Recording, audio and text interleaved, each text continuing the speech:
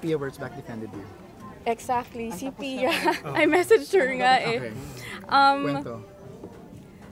Para sa akin kasi at that moment, nag-joke ako na para bang, shucks, talo ko pa si Pia sa trato sa akin ngayon. Kumbaga parang, what I meant was yung context na grabe yung overwhelming feeling. Okay. Kumbaga grabe yung trato nyo sa akin bilang parang queen na din. So parang kumbaga, grabe talo ko pa yung ganon, yung bitaw ko. Parang grabe talo ko pa si Pia sa pagiging warm nyo sa akin. It was just that.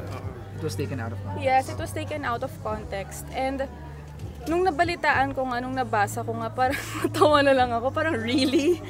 Ganon yung nakita yon at narinig yun? Parang wala naman akong sinabing sobrang sama para magalit yung taong bayan sa akin. Anong usapan yung Pia? Kwentuhan niyo? Hindi, she's busy right now eh, diba?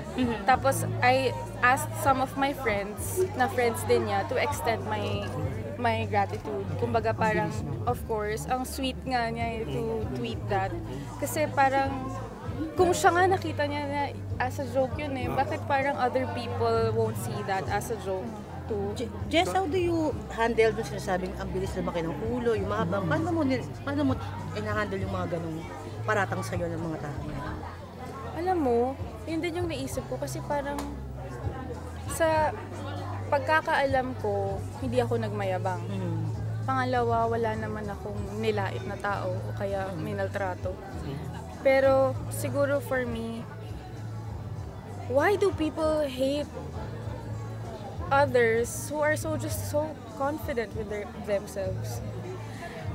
Sa panahon ngayon, instead of, us women helping each other to stand up and be strong, tayo pa yung diba? Tayo pa yung, pag nakita natin yung flaw niya, ngungud-ngud pa natin, o ididiin pa natin, instead of like, hey, it's okay, you have this, to feel pretty, or to feel confident. Kumbaga parang sana, not only with women, all the people, not only in social media, kumbaga tayong lahat, tingnan muna natin mga sarili natin bago tayo magsalita ng masasama sa iba.